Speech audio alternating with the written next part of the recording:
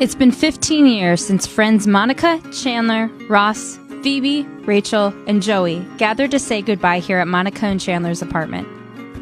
Most of the characters called this building home at one point throughout the hit TV show's 10 seasons.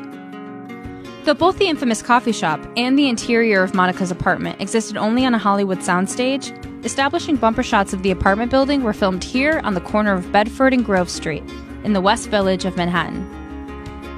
As you can see, the restaurant below doesn't quite match the exterior of Central Perk, and isn't actually a coffee shop, but rather the intimate Mediterranean restaurant Little Owl.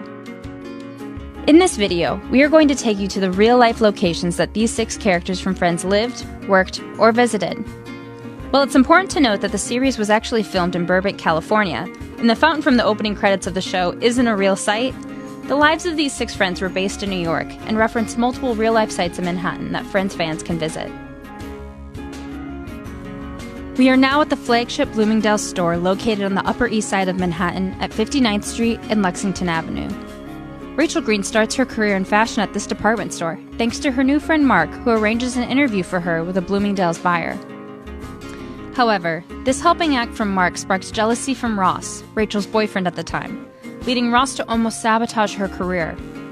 Though Rachel later gets demoted to a Bloomingdale's personal shopper, she chooses to stay in the role a bit longer when she meets Joshua, a personal shopping client who she has a crush on and briefly dates.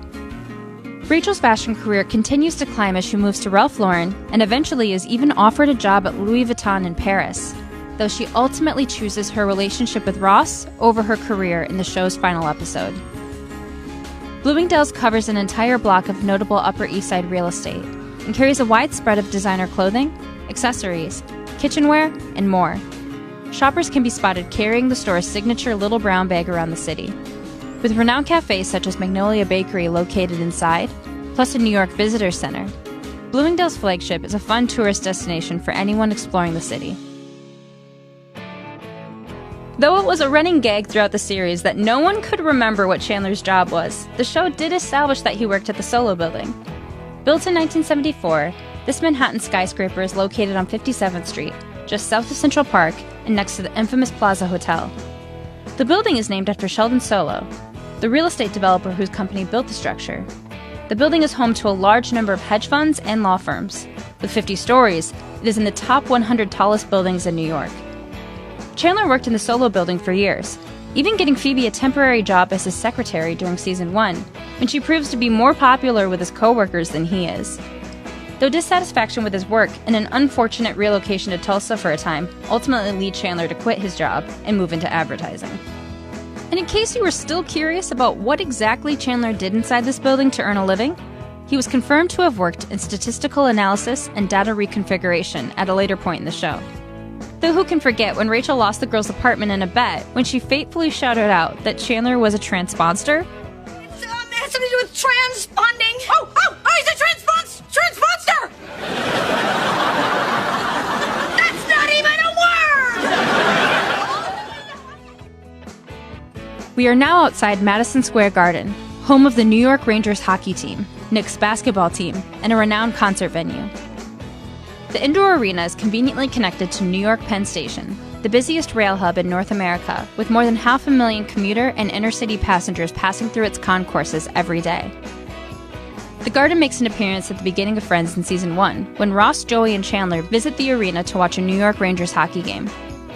The group is here to help cheer Ross up after his divorce, when Ross unfortunately gets hit in the face by a hockey puck.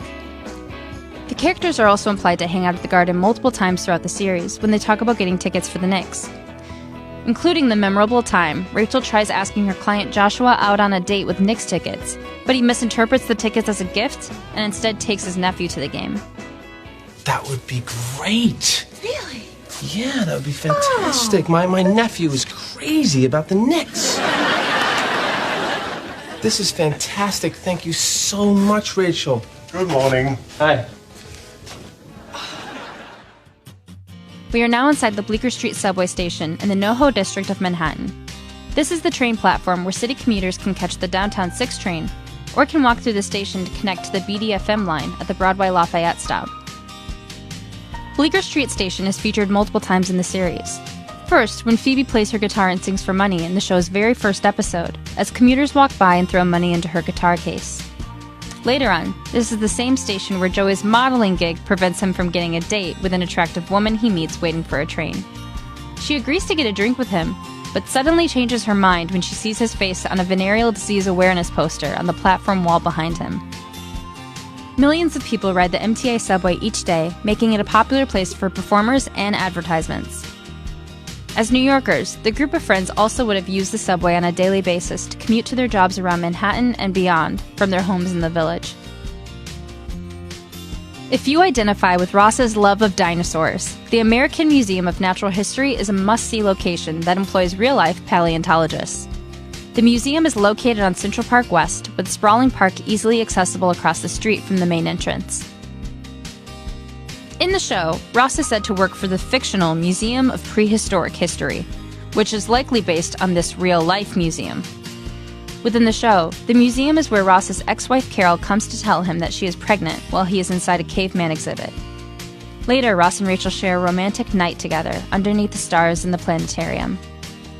Joey also works here as a tour guide for a brief time, and unites the lunchroom of paleontologists and tour guides who refused to sit together previously. For more Friends moments, and to get your chance to sit on the famous couch at Central Park, you can visit Warner Brothers Studio Tour in Burbank. However, New York is still the only place where you can experience what it might have been like to live a day in the life of one of the friends within their Manhattan setting. Despite the fan-favorite sitcom wrapping over a decade ago, its cultural relevance has remained steady thanks to constant reruns and the series' availability on streaming services.